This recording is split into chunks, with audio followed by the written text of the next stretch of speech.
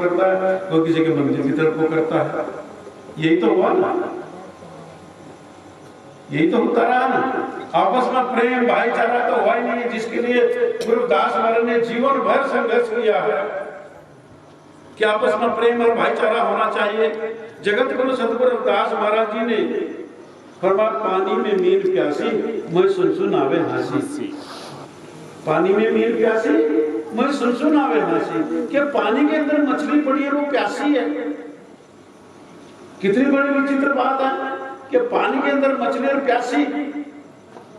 क्या मछली इतनी भोली है? क्या मछली इतनी नादान है? मछली इतनी भोली नहीं है, मछली इतनी नादान नहीं है। वो पानी में पड़ी है, वो पानी पी सकती है, अपनी प्यास बुझा सकती है, उसका जीवन है।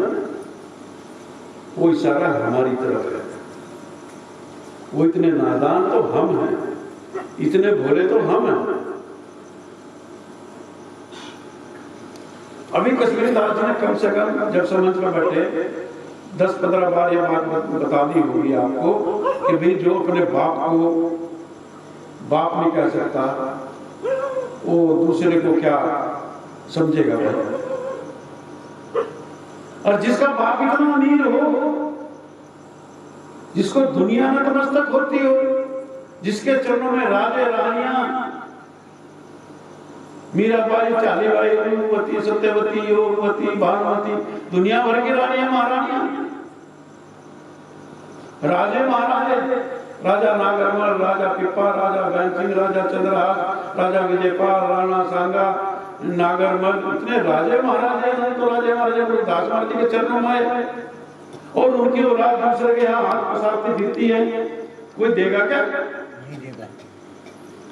जिनका बाप इतना अमीर हो, वो दूसरे के पास मांगने के लिए जावे, कोई नहीं देगा। वो समझ जाएगा या तो ये मूर्ख है बिल्कुल, या अपने बाप की औकात नहीं जानता। जिसका नाम लेकर के लोग अपना कारोबार चला रहे हैं और उसकी औलाद दूसरे के आगे हाथ फैलाती फिरती है। दे दे राम, दिला दे राम, देने वाला सीताराम, मंत्र पढ़ रखा है।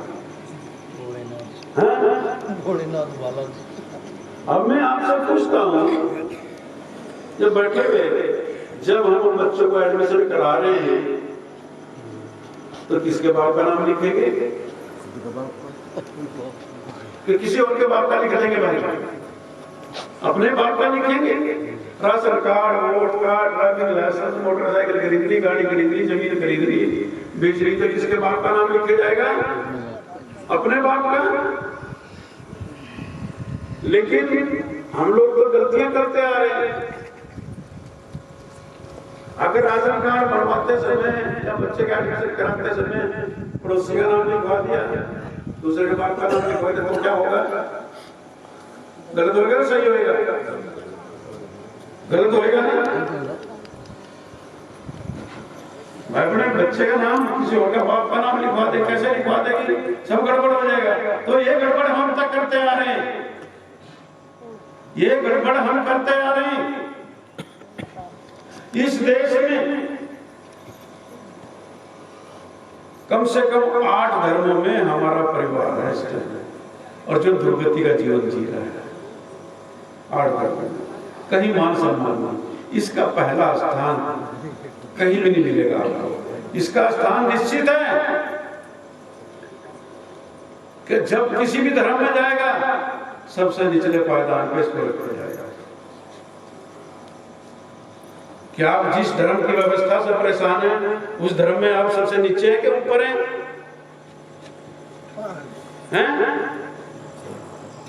जिस धर्म व्यवस्था से आप शूद्र बने हैं उसमें सबसे नीचे है कि सबसे ऊपर है? बीच वालों में भी नहीं है ना, जमा नीचे। जमा नीचे काम की बात बता दी, जब बिल्कुल जमा नीचे। तो जिस भी धर्म में गए तरफ विचार करो, हम किसी भी धर्म में गए, जितने भी धर्म हैं वहां हमारा स्थान सबसे नीचे है।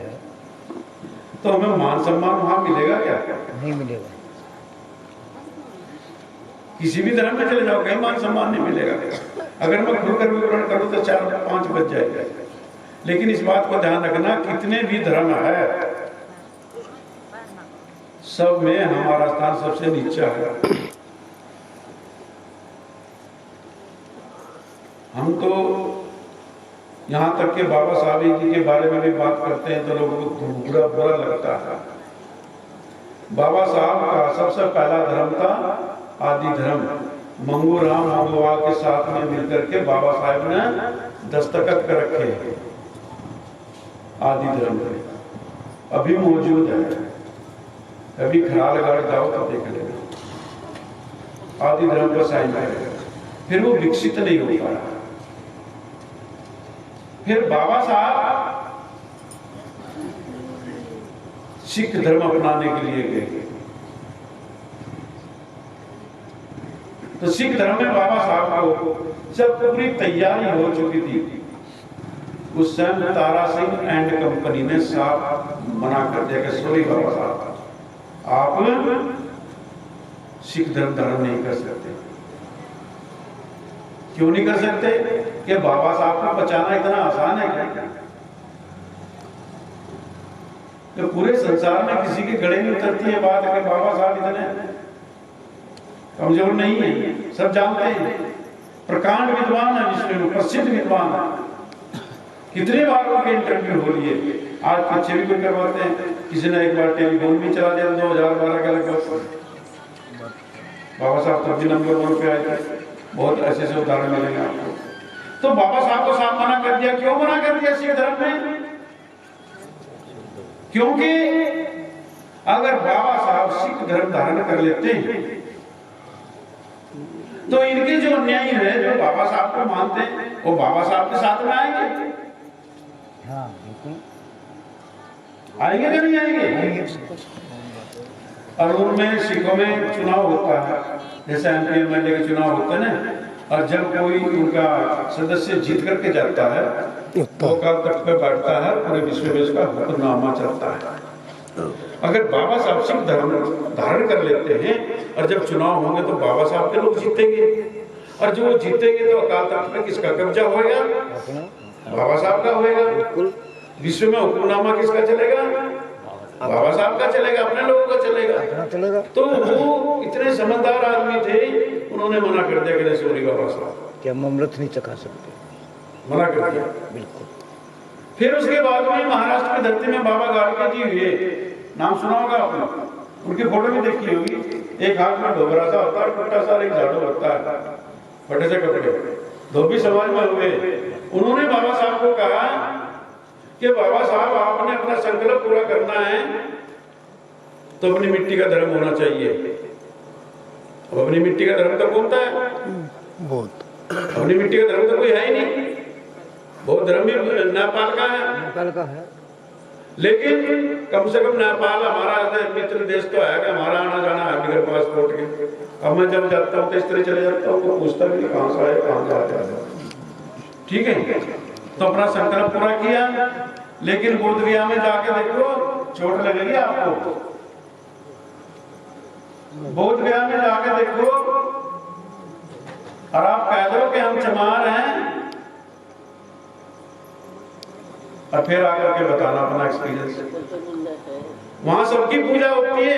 6:30 बजे के लगभग में वही था एक बोध गया में, तो एक भिक्षु खड़ा था। अब हमारे आदमी तो खड़े का भी पता चल जाता है कि कौन उसकी बोटी लगी जैसी होती है। कोने से मैं खड़ा था, भिक्षु से हमने पूछा मैं कभी पूजा चल रही है, आप क्यों नहीं गए?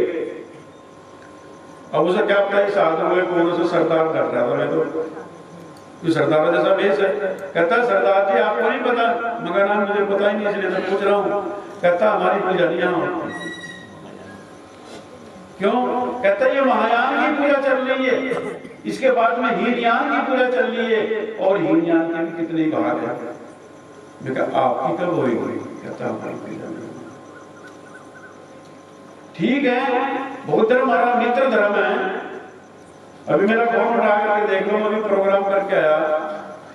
साकेत मित्र राहुल भंते जी मेरे साथ होते हैं, और मैं बराबर प्रचार करता हूँ। चंडीगढ़ में रायगढ़ में भी मैंने प्रचार किया बौद्ध धर्म का। डड्डू माजरा कॉलोनी में तथागत बुद्ध जी की मूर्ति भी रखी है। अब जब मैं रविदास धर्म की घोषणा हुई 14 साल पहले, मैं इधर प्रचार करने लग गया। वो मूर्ति हमने पीजीआई के पीछे रखी है।